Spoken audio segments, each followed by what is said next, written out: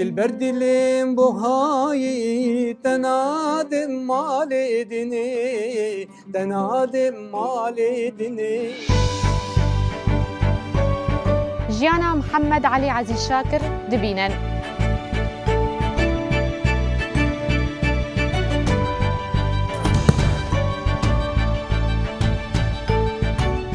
حاجی دیار ji tarîtiya hejariyê ber bi cîhana dewlemendbûnê ve.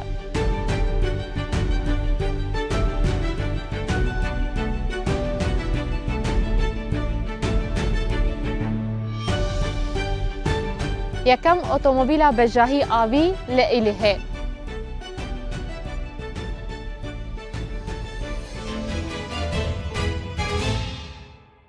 تماشاوان و گهدارên Rûdawê li her cihekî bin Slav. Ez Nalîn Hesen, xeleka vê heftiyê ya çavê Rûdawê ji we re pêşkêş dikim.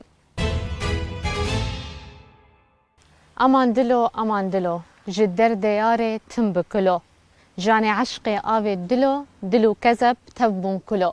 Xwediyên van gotinan Muhammed Ali Aziz Şakir ku bi deng, awaz û helbestên xwe jiyana me dixemiland koça dawiyê kir. Hevkara min kanî berî 43 rojan ji koça wî ya dawiyê seredana wî li Amûdê dike, fîçerekê li ser jiyana wî amade dike ku hêjayî dîtinê ye.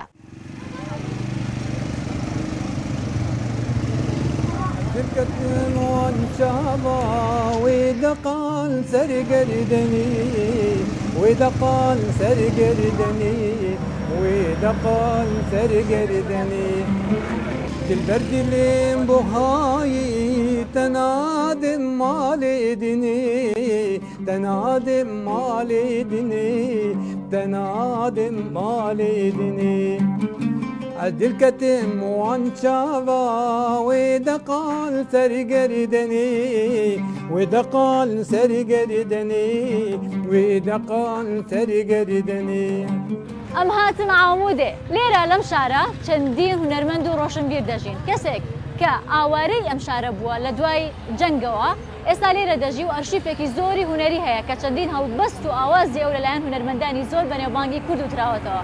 Deçîne lay Muhammed Aziz Şakir.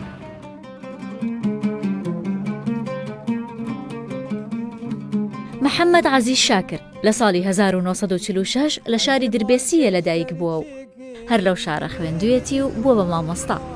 دواتر لە زانکۆی حەلەب زمانی ئینگلیزیشی خوێندووە. لەوە بەدواوە لە سەرەکانیە نیشتەجێ بووە تا جەنگماڵی لێ تێکجاون و هاتوونەتە شاری عامودە. شتێکێک لە سیمبولەکانی شاری عامودێ ئەم سینەما کۆنەیە کە یەکەم سینەمای شارەکە بووە بەڵام پێش 6 ساڵ سووتێنراوە یاخود سوتاوە هەندێک کەسانە سووتێنراوە هەندێکی شەڵێن سوتاوە تێیدا نزیکەی 300 مناڵ گیانیان لەدەستدا لێرە کردویانە وەکو شوێنێکی یادگاری هەروە وێنەی و کەسەشاندانەوە کە توانێتی چەند مناڵێک ڕزگار بکات دوایەوە خۆشی دیسان گیانی لەدەستداوە ئێستا ئێرە وەکو سیمبولێکی شارەکەی لێ هاتووە مامۆستا خۆی خەڵکی ئێرە نییە نا خەڵکی وێرەی بەس نوکەت العامودێ ژیان دکێ ئەم خەڵکی سەرەکانیان واشۆکانی ئەوە چەتانە ئێریش کرد بەری ساڵێکی سەیل و هەیڤەکەی دەریشی سەرەکانیکردن ئەو ملەت شتێک دەرکەتم بازان ڕبیان لە چارمان شتێک پەنەبەر بۆ ئێمە ئەم هاتن عامودێ ji ber kevaniya min ji Amûdê ye kevxanema min ji Amûdê û vê de jî Kurd pirin û em vê deryanî me rehetiya xwe dîtî lê dîsa dibînî yani nû malê me hewşê me milkê me giştik çû destê wan daişadan em da çibû çinebû bêriya mala xwe dikê ew qedama û tabama heftê 5 sal meşxwar malek çê kir bû xend û rin û doray giştik gul û çîçek em derketin cilê xwe em reviyan bazin baba û welatî giştik gul عامودێ شارێکی کۆنە و کە بە نێو کۆڵانەکاندا تێپەڕ دەبیت گوندەکانی باشووری کوردستانت دێتەوە یاد. خانووی گەڵ دانیشتن لە بەردەرگا و یاریکردنی منداڵان.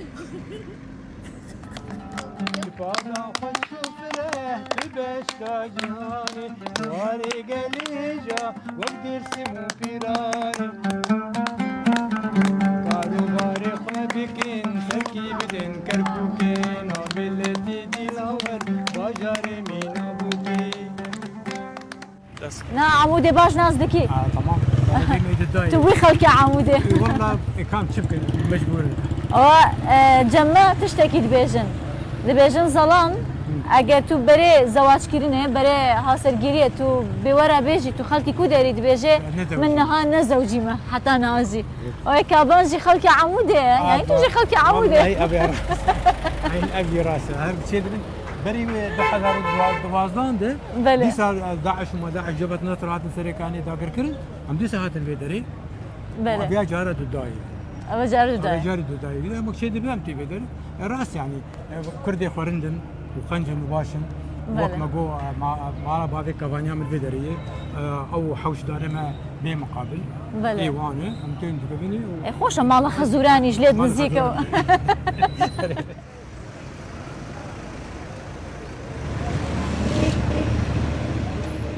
عەمودێ زۆر شوێنی کات بەسەربردننی لێ نییە جگە لە بازارێکی کۆن و چایخانە کۆنەکان کە لێرە پێی دەڵێن قەهوە. محەممەد دەمانباتێکێک لەو قەهوە کۆنانە و باسی کارەکانی خۆیمان بۆ دەکات. مامۆستا تو gelek ئاواز و هەڵبەزدانایە ئەمە ئەوەی gelek مەشهور بی حتا لە باشوورجی gelek خەڵک دەزانن ئەس دیلکەتم وان چاوە ئەو تو ساڵێ چەند چێکریە؟ ئەو 2003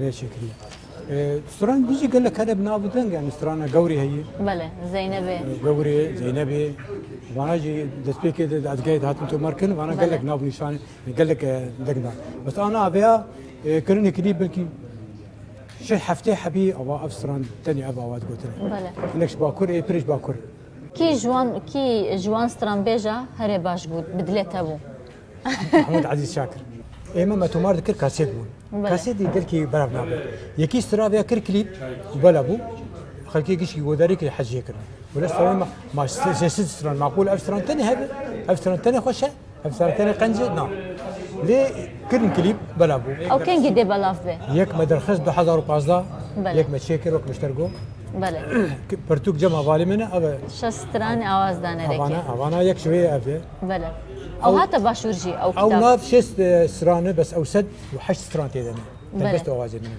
بردەنە بەێ ئەو هات باشوورجی ئەو کتاب واللهی نەزانم لێ دەرێ هزار ژمار خلاص بوو 5 ساڵات 1000 ژمار خلاص بوو دکن دیسا دووبارە بکن چاو چاوکەن بەس بێنەر بوو باشوورجی استیفادە لێ بکەن ويدقال سرقردني ويدقال سرقردني ويدقال سرقردني البرد اللي بهاي تنادم مالدني تنادم مالدني تنادم مالدني عدل كتم وانشاوا ويدقال سرقردني ويدقال سرقردني ويدقال سرقردني البرد اللي بهاي تنادم مالدني تنادم مالدني تنادم مالدني زیاتر لە 265 گۆرانی هەیە کە لە پێیڤ و ئاوازی ئەم هونەرمەندەن و وەک خۆی دەڵێت تا مابێت هەر بەردەوام دەبێت لە نووسین و ژەنین و هێنانە دنیای مێلۆدی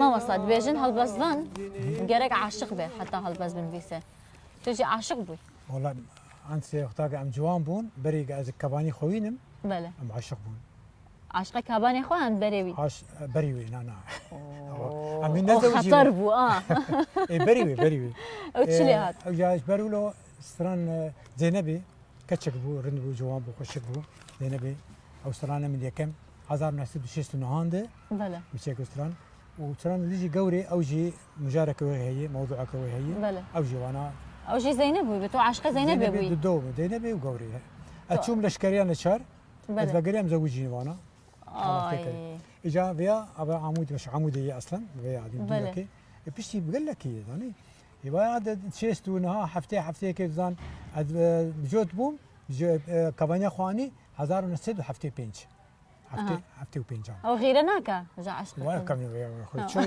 نبيجي بوشي سام بومن شناكي لا ما شكرنا شكرنا كي جانش بويا جيهان يارك من هيا بنافجيانا وانو چلنگا بچه الله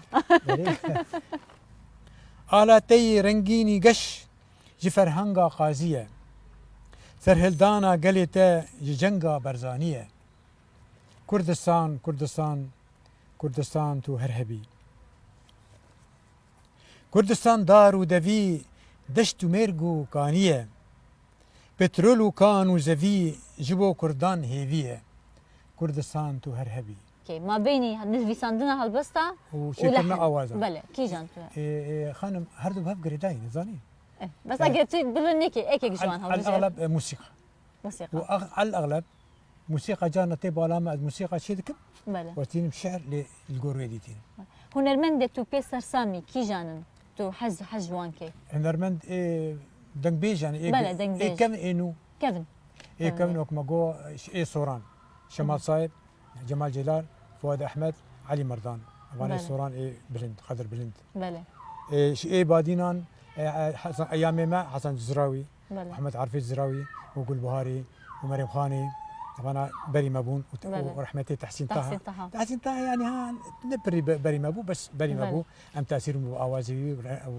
وش ديجي وكاوس اغا باشو روهلات كاوس اغا دنجي ما حذكر دنجي تجي برخوشه جبوتي تو ستران نقول زياده تدا براي خو ام دوبون از ما مستبهم از ما مستبهم ما مستا زمان بو نكربو در كتما تربسهم جهد بتشوم الولات بقريم برايم خوند حياة شش صال خوند وخوندن تركر إجا أز بحكم وقت ما جو ما مستبهم وديامو بابي بير بون جنبون ومعاش ما خدي ذكر برايم درت كدر كوما كل بها كوما سركفتن الانتصار بالعربي سركفتن لبيروت شكر إجا ما أواز شيء ذكرن أواز شيء ذكر متداوي أواز هو بتخص كاسيتا جبر ذكر لبيروت وان اوازانا دسترا غورانيانا وتشو بغداد يجي تومار بانديكم دلولي مالت زينبي بيشوكي وكل القانودكي ذبي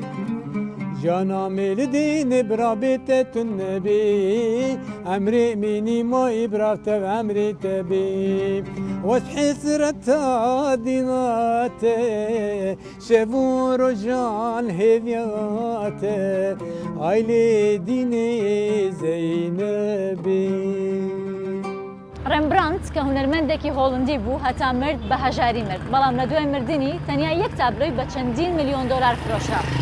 جا هونەرمەندانی کوردیش تا ئەمڕۆژ ئەو گلەییان هەیە دەڵێن هونەرمەندانی ئێمە تەنها دوای مردنیان قەدریان دەگیرێت. محەممەد عەزیز شاکر شتێکی جگەرخوێنی بۆ گێڕامەوە کە دەڵێت جگەرخوێن گوتوێتی خۆزگە پارەی ئەو هەموو چەپکە گوڵەی دواتر لەسەر گۆڕەکەم دایدەنێن بیاندایە بە خۆم ئێستا بمتوانایە ژیانم پێ بکردایە. کانی هەڵەبجەی ڕوودا و ئامودێ.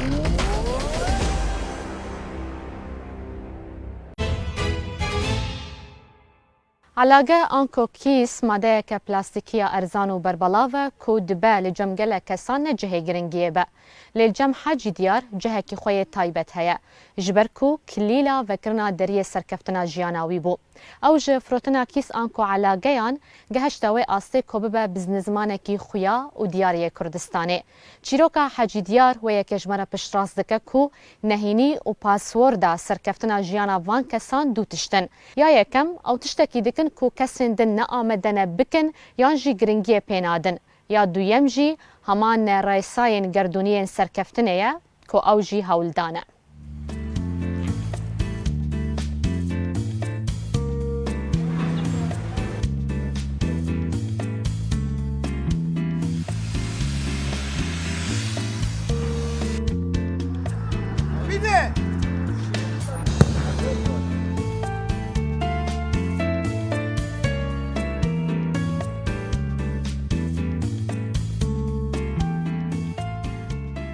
هەولێر پایتەختی هەرێمی کوردستان. لە نێو شەقامەکانی ئەم شارەدا دەیان منداڵ بە دوای کاردا دەگەڕێن. دەکرێت هەر یەکێک لەم منداڵانە دەوڵەمەند بێت یاخود ببێتە کەسایەتیەکی دیاری ئەم شارە. نمونەی ئەم کەسانەمان زۆرن کە لە کارێکی سادە دەستی پێکردووە.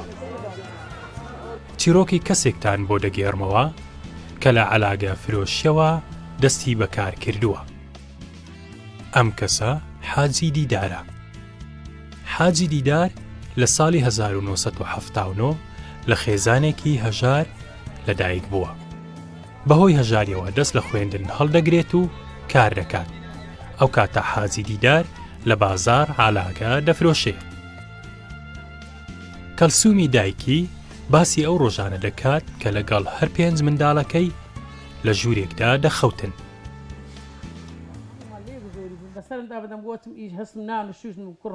دەمنادم دە کوڕم هەتا دەبن ئەو زۆرەی لە بیر نەکەن ئەمە کۆمەرە عالەمە لەو زۆرێنە. 5 برابوون ئیشمان دەکرد بە هەر 5مان دەمانتوانی 5 کیلۆ ئارد پەیدا بکەین.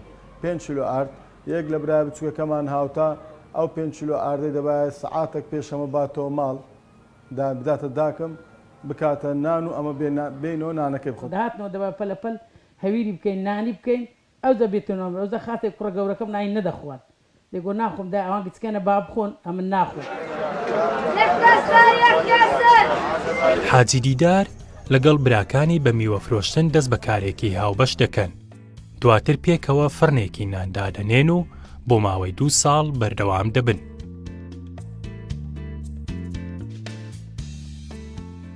فڕنێکی بچووکماندانە بیدایەت فڕنێکی زۆر بچووک بوو لەگە برایەکانم پێکەوە ئیشمان دەکرد لەو فڕنیا.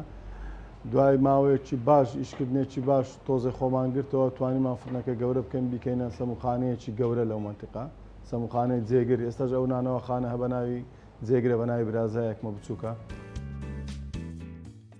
حاجی دیدار کارەکەی دەگۆڕێ و لە نێو دارفرۆشان دەست بە کارێکی نوێ دەکات. ماوەی چەند ساڵێک لەسەر ئەم کارە بەردەوام دەبێت. لەوێ فێری کاری بازرگانی دەبێت و دەست بە کارێکی سربەخۆ دەکات.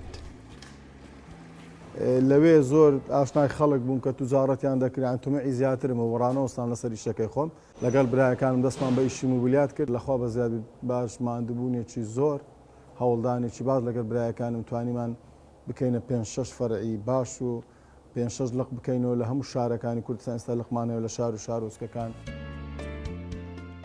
دوای 8 ساڵ کرێکاری و داربارکردن لەگەڵ براکانی کۆمپانیایەکدا دەمەزرێنێ و دەست بە هاوردەکردنی مۆبیلیات دەکات.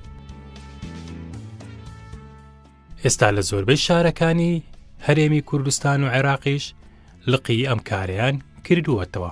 کە هیلاکی شەکەتی ئەوانم دەبینی بە پێویستم زانی بچم هاوکاریان بکەم لەگەڵیان بە زانکۆم بکە تەواو کرد یعنی مەجبوری ئەوە نەبووم بەڕاستی بچم لە حکومەتدا دامەزرێم یان کارتێکی تایبەتی تر دامەزرێم.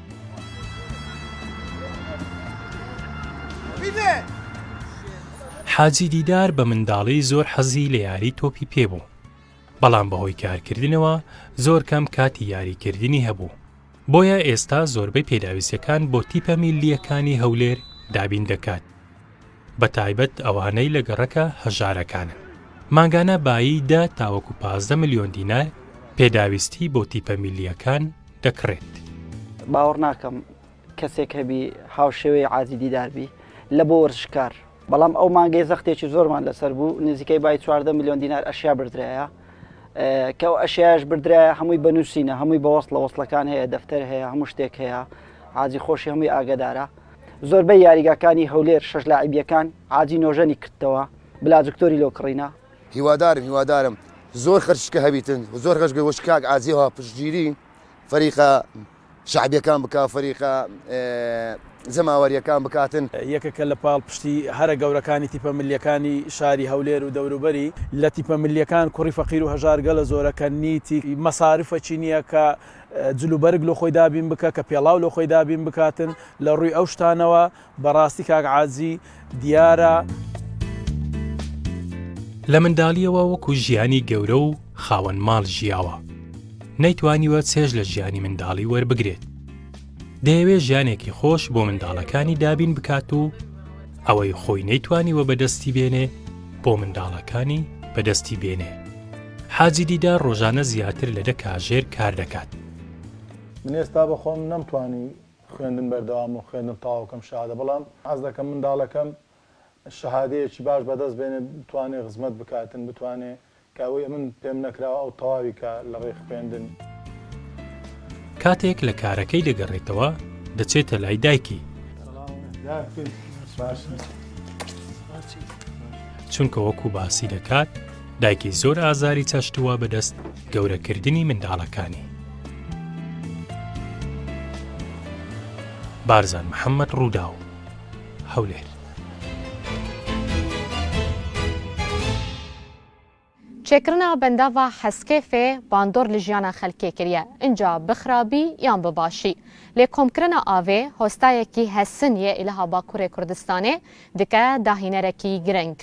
Enderdemîr ku xelkê liha Bakurê Kurdistanê ji bo ku bikare be hêsanî çûnûhatinê bike, otomobîleke bejahî avî çê dike.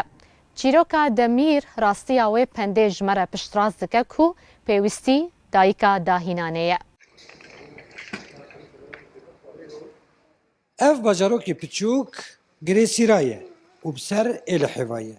Ender Demîr jî li vî bajarokê piçûk xwediyê dikanê qaynaxê ye û ew karê sondajê dike. Demîr û lawkê xwe wek rojek ji rojan ber bi dikana xwe ve di kolanên bajarok da bi giraniyê zivistanê re hûr hûr dimeşin ku kargeha xwe vekin.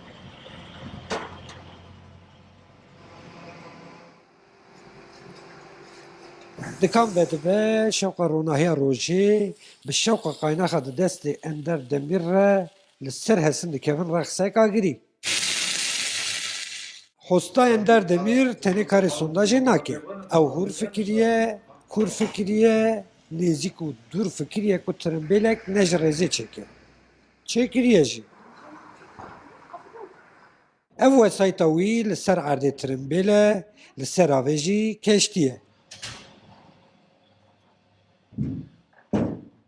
Ev hostayê serkeftî piştî ku karê xwe diqedîne mifta xwe ba dide, dengek gewre bi motora tirimbêlê dikeve û ew di kolanên girê sîra de berqeraxê çemê Dîclê ve dertê rêwîtî.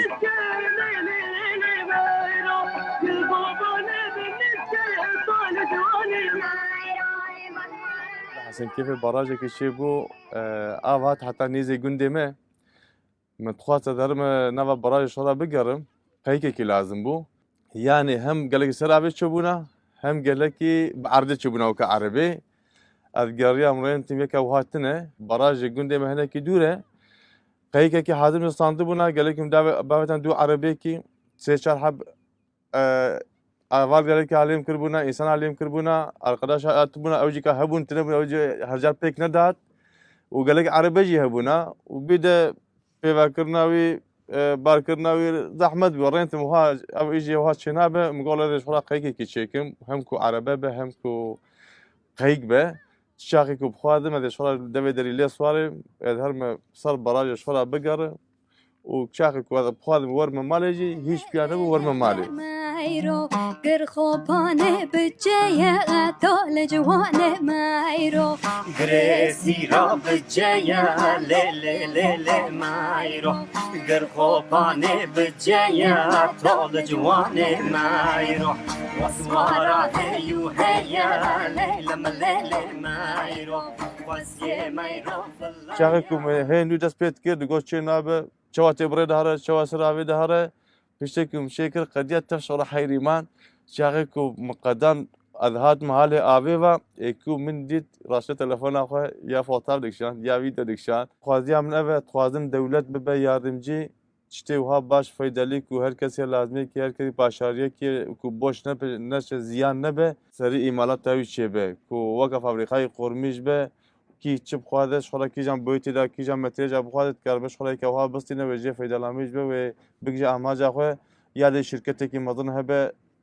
اوجی چید به یاردمجی جمره و پر که خوشبونا بیاوی نخوازم او باشاریا من زیان به اون دا بهره شنیم باجاروکی گری سیراجی جبو وی ایجاد شانازن و هم باجاریه که وان اف پروژه ایجاد کریه مستایوی گوندیه زانه هر چی چکه يعني تركز پروژه بجه دستی خونده بچه که زاف تشکی دلاله تشکی دلاله هر انسان جیبی تشتی آنه که نکاره بکه انگا کیفا وینا که بخوازه سوار دبت خراده شش خورد دبت چم ولیت خوته جاریم تین سرافید وره امید بینن ته بتکری خواته داد کفه نحو جنا عربه جیره نکاری ویراجی پروژه ضعف خوشه جبو پروژه به ویرنگی که جوان پیشنگی ایجاد وها بکن هلبت پیدوی بدستکک مزن هیه لورا گلک جوان وک اندر دمیر خودی فکرین گلک پروژه نه بس که ریل بروان وره بکنن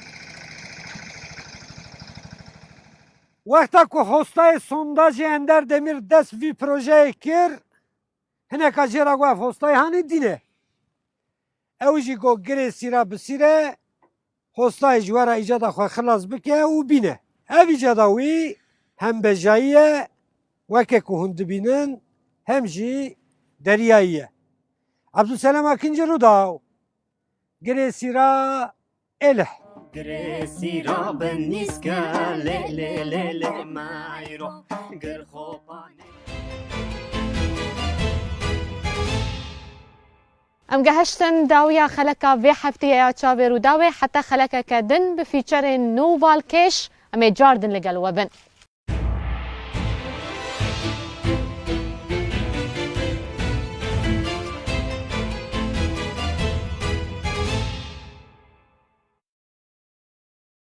چاوی ڕوودا و بە سپۆنسەر